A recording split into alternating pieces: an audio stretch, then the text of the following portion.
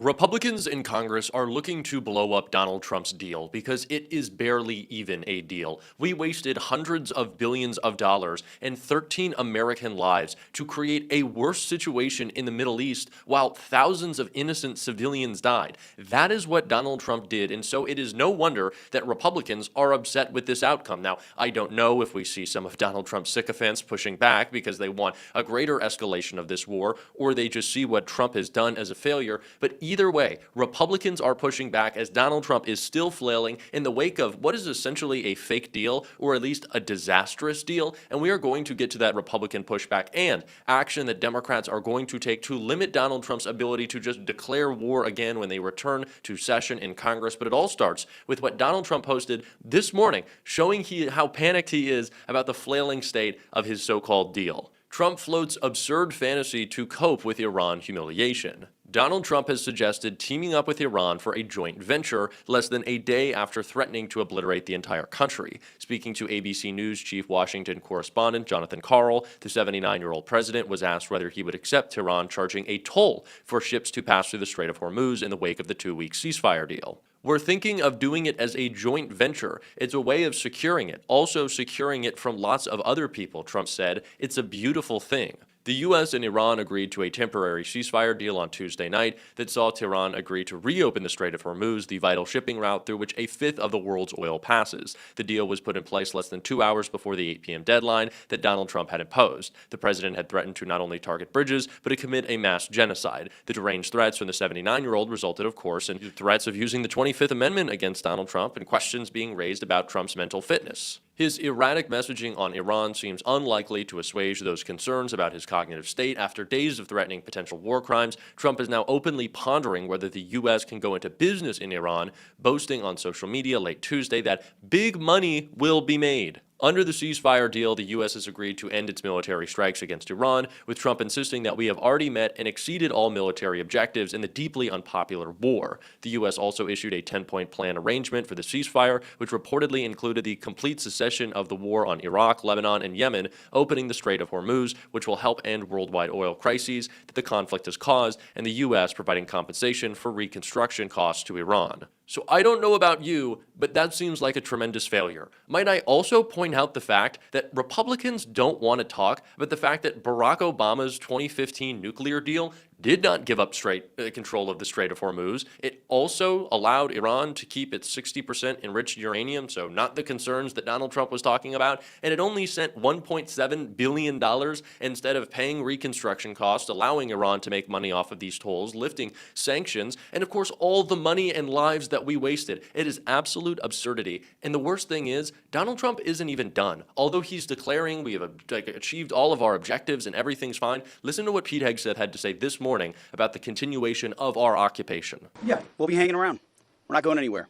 We're going to make sure Iran complies with this ceasefire and then ultimately comes to the table and makes a deal. So we'll stay put, stay ready, stay vigilant, as the chairman laid out. Our troops are prepared to defend, prepared to go on offense, prepared to restart at a moment's notice. We're hanging around. Great. The people who promised us not just no new wars, but no new endless wars are doing endless war. It is why this isn't over. Pete Hegseth is saying, well, we may strike again. Something might happen. We don't know. Donald Trump doesn't have a deal. This is not peace. This is barely a ceasefire. Iran continues to strike Israel with ballistic missiles, so it certainly isn't a ceasefire. But Donald Trump doesn't have a deal here, which is why Republicans like Don Bacon are pushing back and why Democrats are demanding more power over Trump's ability to go to war.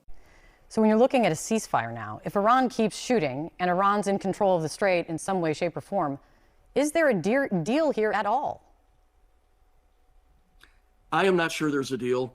That will bear out the next 24, 48 hours. But if they keep firing, we still have more targets that we can hit in Iran. And we have, I wouldn't say air supremacy. Air supremacy is a technical term that we use in the Air Force. There is no threat of being shot down.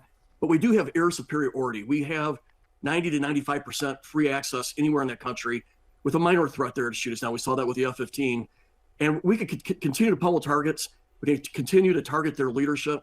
in the end, we have the upper hand here. GOP lawmakers were almost in lockstep behind Donald Trump when he launched the strikes in February on Iran, but some now say they want Congress to step in and assert its authority if the conflict extends beyond 60 days. Constitutional limits are in place to temper the president from unilateral authority. I support the president's action taken in defense of American lives and interests. However, says Republican Senator John Curtis, I will not support ongoing military action beyond a 60-day window without congressional approval, he said on April 1st, adding that the War Powers Resolution of 1973 limits the president's period of time to respond to emerging threats. Rep. Don Bacon, a Republican who we just heard from in that clip, told The Hill on Monday that he'd consider a vote on the War Powers Resolution if the conflict extends past 60 days. I do think Iran has been a threat for 47 years, and they've killed roughly 1,000 Americans, but I'd consider the resolution, he said. He added that he hopes the conflict is short, but that the enemy has a vote. So what Republicans are making clear, at least in those sentiments, a few of them,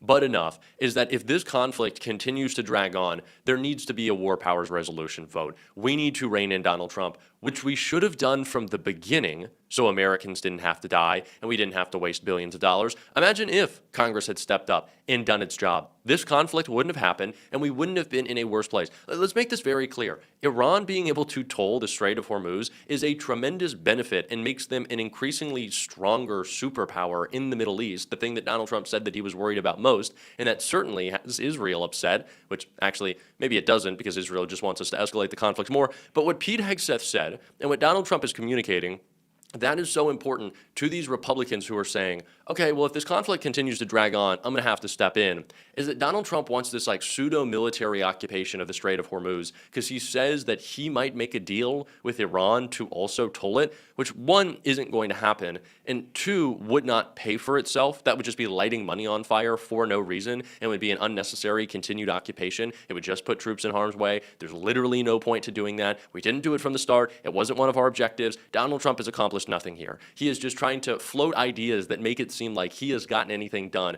when that is just not the case, which is why Democrats right now demanded that Mike Johnson return the House to session this week, not next week, and bring a War Powers Resolution vote. Now, of course, Mike Johnson continues to have the Congress shut down. They are in an extended unnecessary recess period right now because Mike Johnson did not want Democrats to be able to bring a War Powers Resolution. He did not want a vote on actually funding DHS to pay for TSA funding and to pay the salaries of people who are supposed to keep us safe when Donald Trump has supposedly put us into greater harm.